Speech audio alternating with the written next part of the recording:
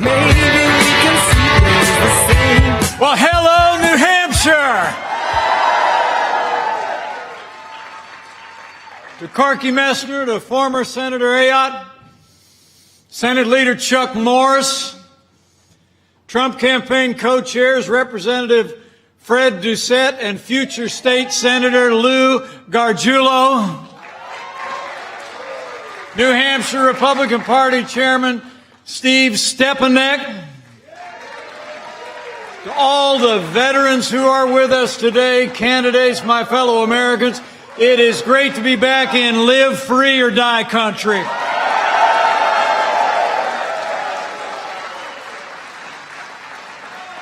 And I got to tell you, to be here in the Granite State, just 42 days away from another great victory for the American people when New Hampshire and America vote for 4 more years of President Donald Trump in the White House.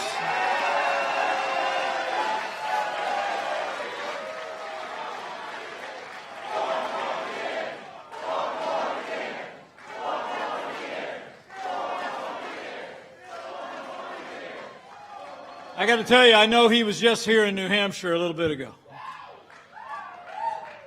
But when I talked to him this morning and told him I was headed back to the Granite State, I think he sounded just a little bit jealous. Because I got to tell you, you have a president and a vice president who know it all started here in the first in the nation primary state. And the road to victory goes straight through New Hampshire.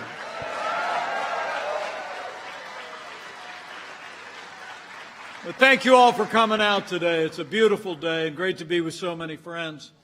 And I'm especially grateful to be here with a successful businessman. I love you too, doggone it. Especially great to be here with a successful businessman. He left home when he was 17 years old. Went over to West Point, became an Army Ranger, served with distinction in uniform. He came home, studied the law, and now he's founded a firm that employs more than 300 people in 9 cities. And now he has stepped up to represent the state of New Hampshire and Washington, D.C. Would you join me in thanking the next great senator from the state of New Hampshire, Corky Messner?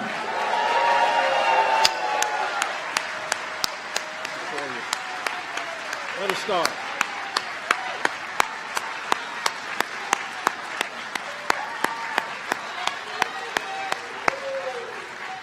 What a great guy. I'm also proud to be joined by 2 other future leaders who are with us today. In the 1st Congressional District is a man who served as a senior advisor in this administration in the White House, the State Department. I'm telling you what, he was also a trusted advisor in that historic campaign in 2016. He is a man of principle, a great caliber who will stand for all of our God-given liberties in the Constitution of the United States. And in the 2nd District, you got a retired Army Air Force officer, from a military family who founded a veteran-owned business in Nashua. He's going to be a great voice for our national defense. Let me tell you, New Hampshire and America need you to send Matt Mowers and Steve Negrin to the United States House of Representatives.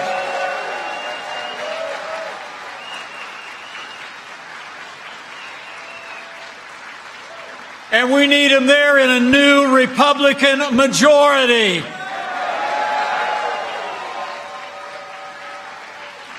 Thank you, guys.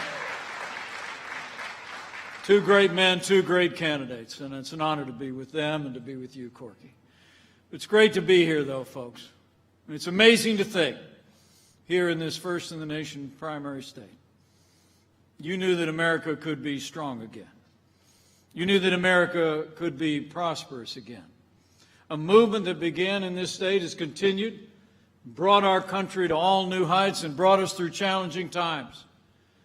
So many of you said yes to President Donald Trump in 2016, but I'm here 42 days from Election Day because I know New Hampshire is going to say yes to 4 more years of President Donald Trump in the White House.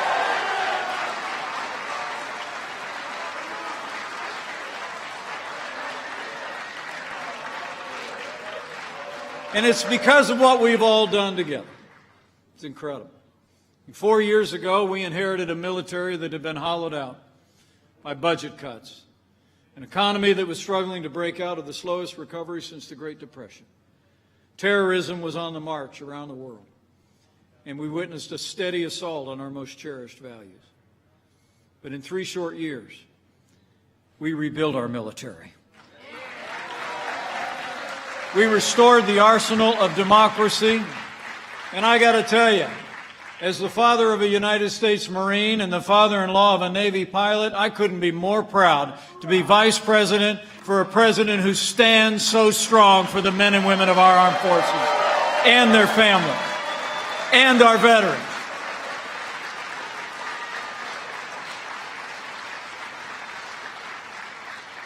So it wasn't just our national defense. This president also revived our economy. We cut taxes across the board for working families, small businesses, and family farms. We rolled back more federal red tape in the last 3.5 years than any administration in American history. We unleashed American energy, fought for free and fair trade, and in just 3 short years, businesses large and small created more than 7 million good-paying jobs, including 19,000 jobs right here in the Granite State.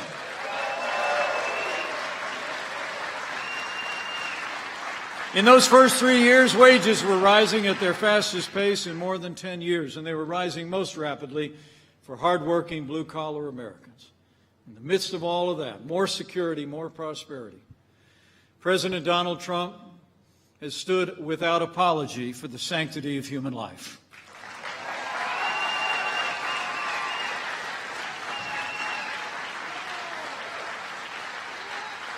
We've stood for life, and we've stood for all our liberties.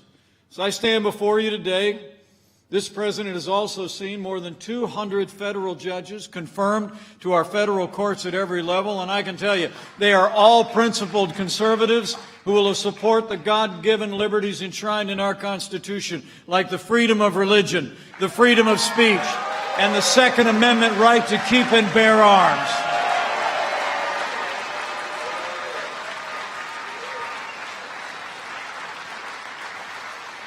Principal judges like Justice Neil Gorsuch and Justice Brett Kavanaugh. And let me take a minute. Let me take a minute to thank a former Attorney General and your former Senator who played a critical role in seeing our first nominee confirmed. She was there at Justice Neil Gorsuch's side every step of the way in our first year in office. Join me in thanking former Senator Kelly Ayotte for a great job for America. Thank you, Senator.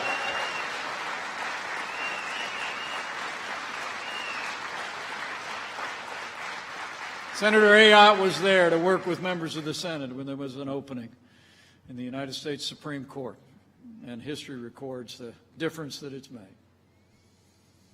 But we've come to another such time, haven't we? And let me say, Justice Ruth Bader Ginsburg lived an inspiring life. She paved the way for women in the law, and America mourns the passing of a true public servant.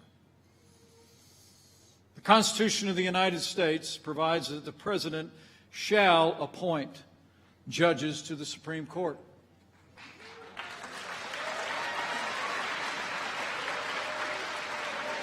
And before the week is out, after we honor the life and memory of Justice Ginsburg, President Donald Trump will do just that.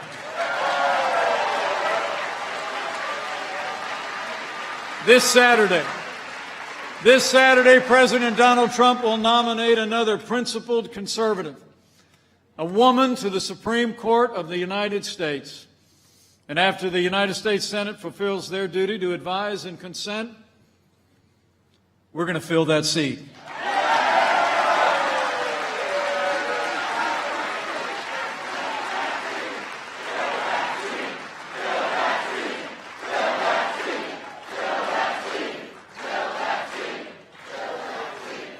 We're going to fill that seat. And we're going to do it. We're going to do it in an election year, I promise you. You know, it's amazing to think since George Washington all the way through Barack Obama, there have been 29 vacancies during an election year on the Supreme Court of the United States. And on 29 occasions, the President nominated a judge to fill the seat on the Supreme Court. President Trump is going to do his duty, and we're going to have one more strong conservative on the highest court in the land.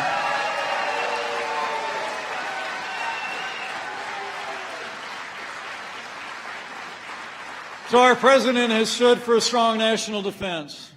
Less taxes, less regulation, free and fair trade. We've stood every day for the rule of law, appointing judges at every level of our federal courts. And as I stand before you today, I can tell you firsthand, President Donald Trump has stood every day with the men and women who serve in law enforcement all across America, and we are going to stand with them for 4 more years.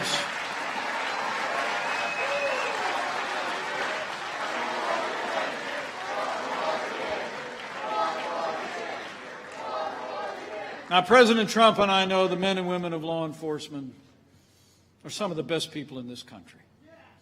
They put their lives on the line every single day. They literally count our lives more important than their own. And those who serve on the thin blue line of law enforcement deserve the respect of every American every single day.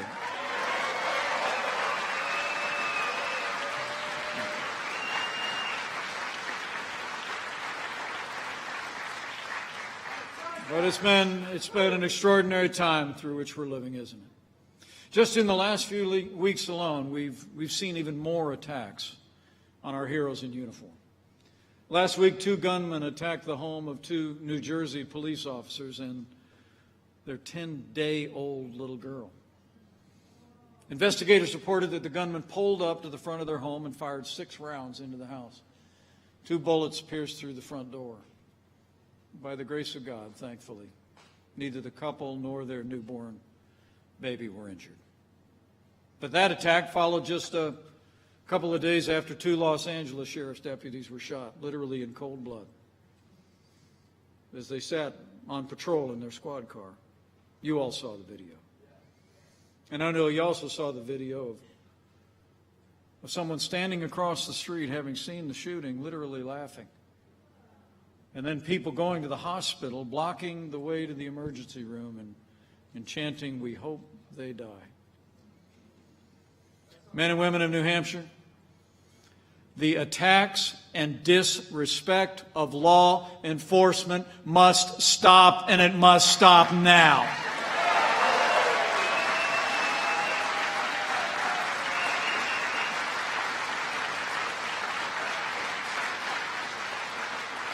Now, President Trump and I will always support the right of Americans to peaceful protest, but rioting and looting is not peaceful protest.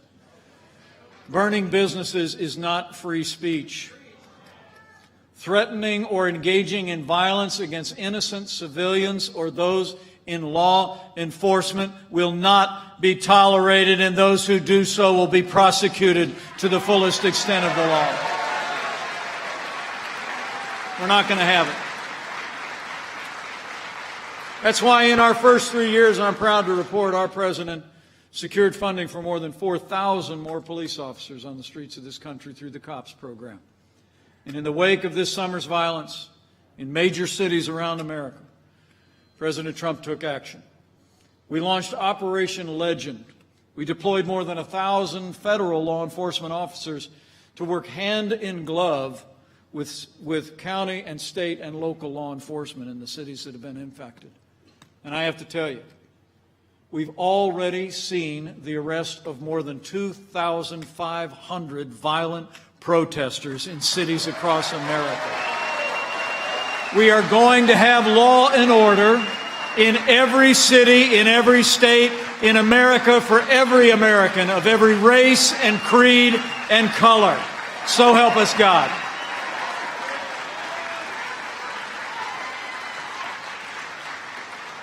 Now, for months, all Joe Biden ever talked about was peaceful protesters, remember? As the American people literally watched businesses and communities burn. Now, a few weeks back, he did, I think he went to Pittsburgh where the president's headed today. And he said, and I quote, violence, he said he condemned violence in all the forms it takes. But right after that, he criticized law enforcement. And Joe Biden has never called out his campaign staff or his running mate for raising money to bail out violent criminals. And Joe Biden has still never called on Democrat mayors to get their cities under control and back the police. You know, the truth is Joe Biden would double down on the policies that have led to violence in America. And Joe Biden says that America is systemically racist and that law enforcement has, in his words, an implicit bias against minorities. When asked whether he'd support cutting funding to law enforcement, Joe Biden replied, yes, absolutely. But I'll make you a promise. Under President Donald Trump, we are going to stand with those who stand on the thin blue line. We're going to back the blue, and we're not going to defund the police, not now, not ever.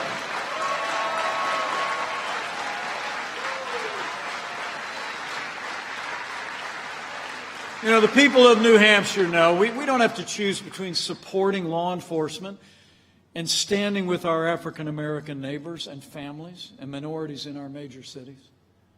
I mean, from the first day of this administration, we've been standing with the men and women on the thin blue line, and we've been expanding educational opportunities and economic and job opportunities and public safety for all of the families in our major cities. So men and women, I'll tell you what.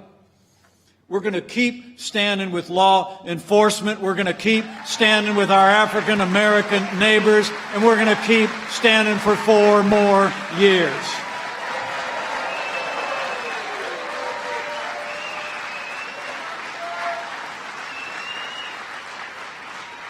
So if you're taking notes, we rebuild our military. We revived the economy. We stood for life and liberties and law and order. Corky, you got all? The truth is, in the first 3 years, we created the greatest economy in the world. America's respected again, our liberties were more secure, and the constitutional foundation of our nation was strengthened. In a word, in those first 3 years, we made America great again. We did.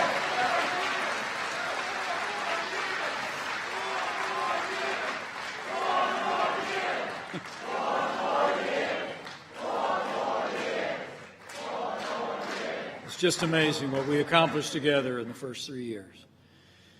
And then 2020 arrived, and the coronavirus struck from China. But I can tell you, before the first documented case of community transmission within the United States, President Trump demonstrated leadership by doing what no American president had ever done in history when he suspended all travel from China. He put the health of America first.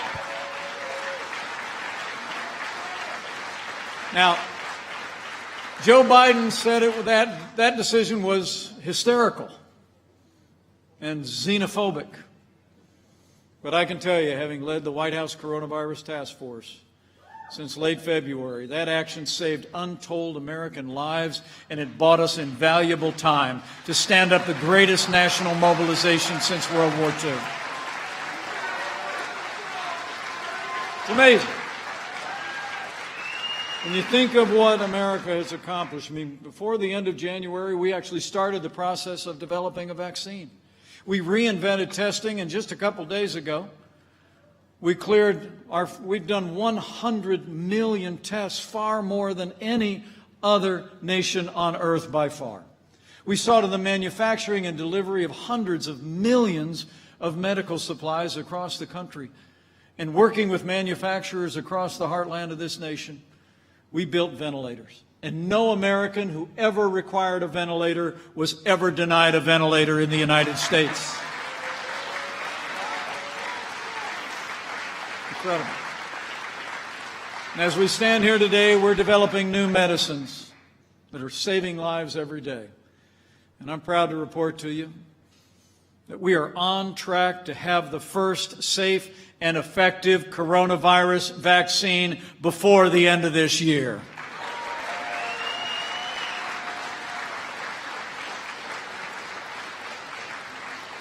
We're slowing the spread. We're protecting the vulnerable. We're saving lives and developing life-saving medicines. And that's a testament to the strength and resilience of the people of this country and the people of this great state.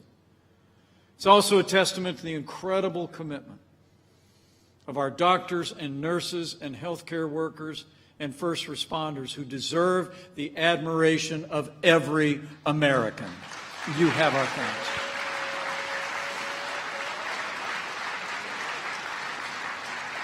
The progress we've made over this challenging time is a testament to the American people. It's a testament to your president and the leadership marshaled at the national level. But it's also a testament to the partnership that we forge with states all across the country. And let me just take a moment to say, it's also a tribute to the strong and consistent and compassionate leadership of Governor Chris Sununu. He's led this state through a challenging time, and he has our thanks. In the midst of this pandemic, we've come to a heartbreaking moment. It's a heartbreaking milestone. And I want to say there's not a day gone by that I haven't thought of families that have lost loved ones in the midst of this pandemic. Know that you've always been on our hearts, and you'll remain in our prayers. But I truly do believe that because of what we've all done together, because of the President's early action, putting the health of America first, because of what our first responders and doctors and nurses have done all along the way, and because of the compassion and care and cooperation of the American people, I know in my heart that we have saved hundreds of thousands of American lives.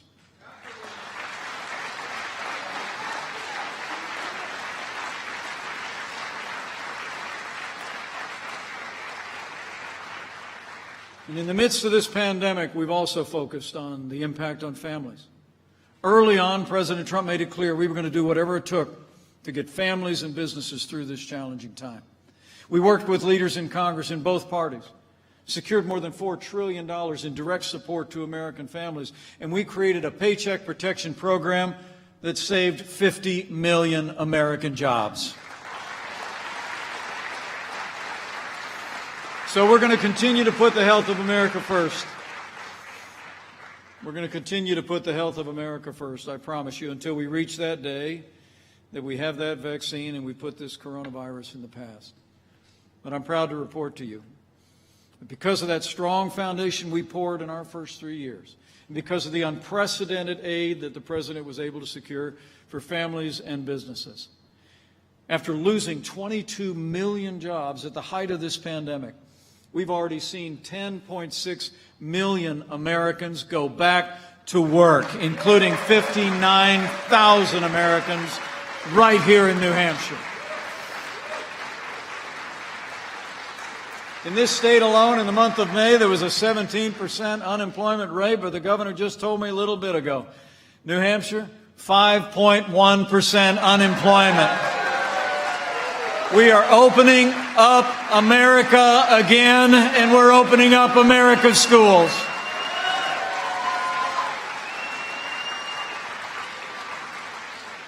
So the choice in this election has never been clearer. The stakes have never been higher. And I'm grateful that you all came out today so we could talk about that choice. Because I need you to leave here today, and I need you to talk about the choice people are facing here in New Hampshire. We came real close in 2016 in the Granite State. But I know the people of New Hampshire, where you believe that you live free or die, we're going to stand for freedom. We're going to deliver New Hampshire for 4 more years for President Donald Trump. But you got to get out and tell the story.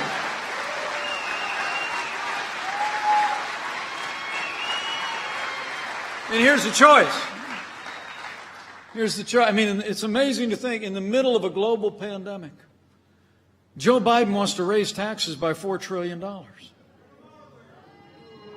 President Trump, we cut taxes across the board for working families and businesses, and we're going to keep cutting taxes for 4 more years. That's the choice. Joe Biden wants to bury our economy under an avalanche of red tape. He's got his own version of the Green New Deal. President Trump, we actually signed more laws cutting federal red tape than any administration in history, and we're going to keep on chopping for 4 more years. Joe Biden is for open borders, sanctuary cities, free lawyers, and health care for illegal immigrants.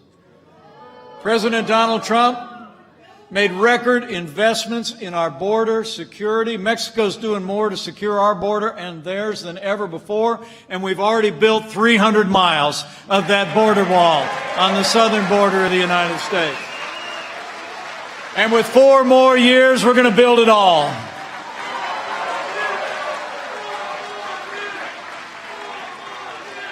And when it comes to jobs and trade, contrast couldn't be more clear.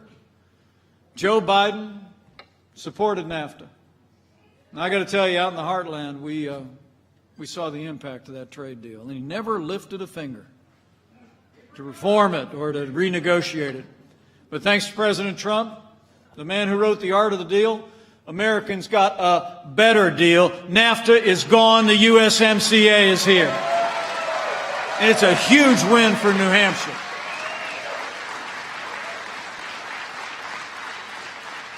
You know, when we came into office, half of our international trade deficit was with one country,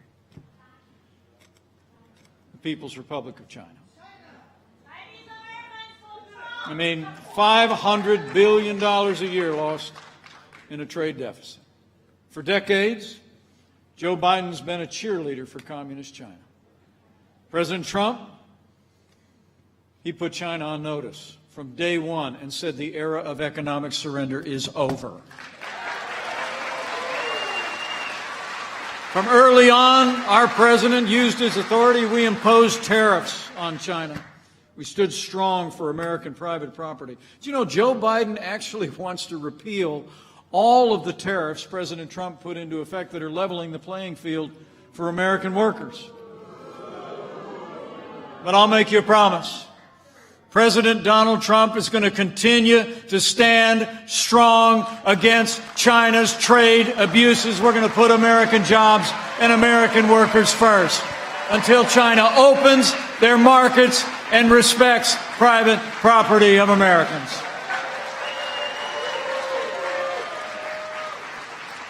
So it's been about security and prosperity, but it's also been about our values. And it's amazing to think. Throughout his career, Joe Biden was one of those Democrats that said while he supported abortion rights, he didn't support taxpayer funding of abortion. He voted consistently for what's known as the Hyde Amendment that prevented taxpayer dollars from being used here at home for abortion. But it was about a year ago, Joe Biden abandoned his historic opposition to taxpayer funding of abortion. And now Joe Biden supports taxpayer funding of abortion all the way up to the moment of birth. Well, President Donald Trump has stood strong for the Hyde Amendment. We'll stand strong to oppose taxpayer funding of abortion at home or abroad. And President Donald Trump will be the most pro-life president in American history for 4 more years.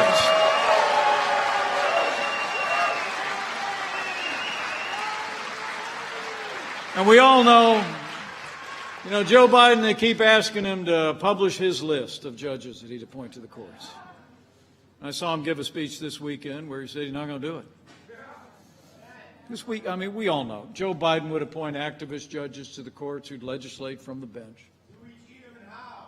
And this president, as I said before, has appointed more conservatives to our Court of Appeals than any president in American history. And we're going to keep on appointing strong, principled conservatives from the Supreme Court to all of our federal courts for 4 more years. President Trump, for his part, just released a list, the new list, just like he did in 2016. He told the American people if there were openings on the Supreme Court, he'd draw from that list, and I was there every step of the way. When he did just that, he kept his word, and he'll do it again when we fill that seat.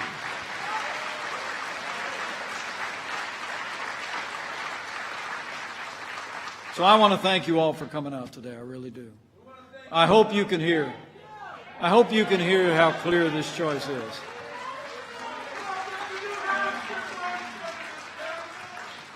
I hope you all can see how clear this choice is, men and women.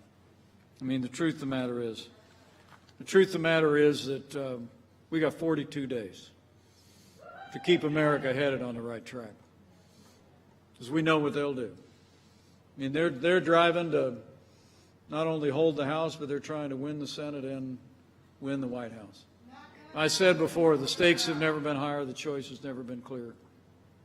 Now, Joe Biden at his national convention said that democracy is on the ballot. Remember that? Well, I can tell you, I think our economic recovery is on the ballot. I mean, think about it. As our economy is standing back up after the worst pandemic in 100 years to strike our nation, I mean, who do you want in the White House? Someone who presided over the slowest economic recovery since the Great Depression, or a proven job creator in the White House for 4 more years? Our economic recovery is on the ballot.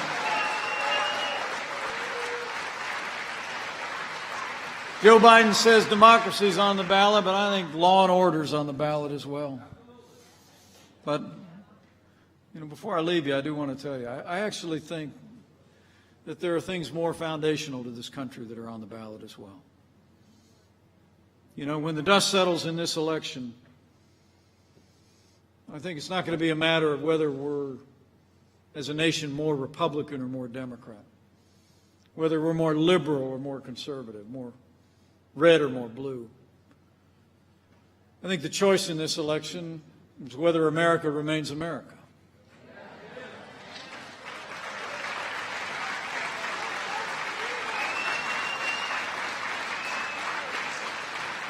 It's whether we're going to chart a course for our children and grandchildren that is grounded in our highest ideals of freedom and free markets and personal responsibility and individual liberty, or whether we're going to take that hard left turn that Joe Biden and the radical left would have us take down. So I got to tell you, New Hampshire, we got to decide right here and right now that Joe Biden will never be president of the United States. We're going to re-elect President Donald Trump for 4 more years.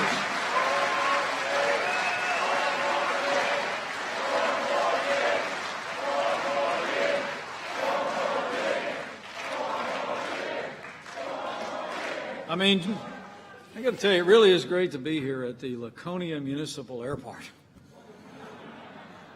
And I'd have landed my plane here, but we needed just a little bit more runway. But I'm grateful that you came out. But I got to tell you, I hope you leave here today and tell the story of what you've heard today. See, I was out at Laconia Airport. I ran into Mike, and he was talking about the choice we face. Just tell him I said 4 more years means more jobs. Tell him I said 4 more years means more support for our troops. 4 more years means more judges. And you tell him I said I think it's going to take at least 4 more years to drain that swamp.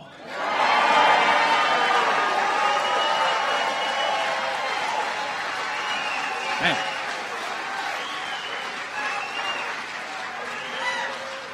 Got 42 days to go, and it's on, New Hampshire. So I need you to bring it. Bring all of this enthusiasm that you brought out to the airport today. I can tell you, it was 4 years ago and a little bit more time that I got the phone call to join this ticket. The president and I didn't know each other very well at all. I'd met him a couple of times. Seen him on TV, right? But honestly, I've worked shoulder to shoulder with this president every day.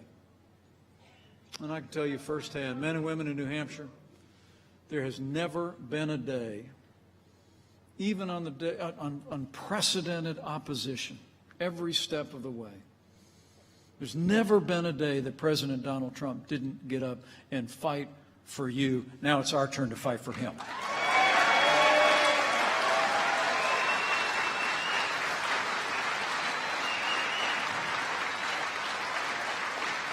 And I know you will. The President and I both know the strength of this country isn't found in the marbled halls of Washington, D.C. It's found in places like Laconia. It's found in a place where live free or die isn't just a slogan, it's in your hearts.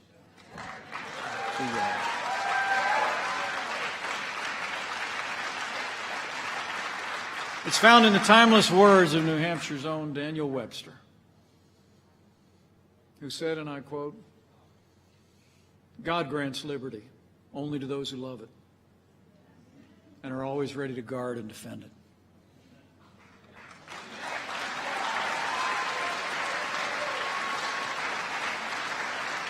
And so that's what I'm challenging you to do, because I really do believe that freedom's on the ballot in this election. I believe it with all my heart. And it's why I wanted to come up here to New Hampshire, just to challenge you to go out and tell freedom's story. Tell about everything that we were able to do in those first 3 years. And when you go, I encourage you to have faith. Have faith in our fellow Americans in this first in the nation primary state, where you always play an outsized role in the direction of the nation. Have faith that just as they did in 2016, the people of America are going to see this election with clarity. They're going to understand the choice that we face. You know, I'm convinced that a study of American history teaches that every time the American people are given a choice between more freedom and less freedom, they choose more freedom every single time. So go talk to your neighbors and friends.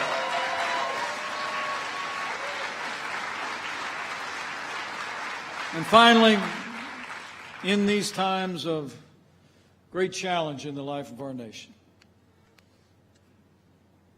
where we seem to see more division than any time in my lifetime, I'd encourage you to exercise that other kind of faith too. If you're of a mind to bow the head or bend the knee from time to time, I'd encourage you to do that too. And on this one, I'm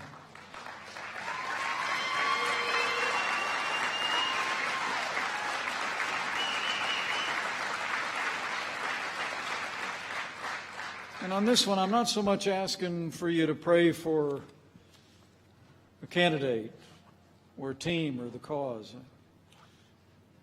You know, I truly do believe that there will always be more that unites us in this country than could ever divide us, and chief among those things is faith. So claim those ancient words, that if his people who are called by his name will humble themselves and pray and turn, he'll do like he's always done in much more challenging times in the life of this nation.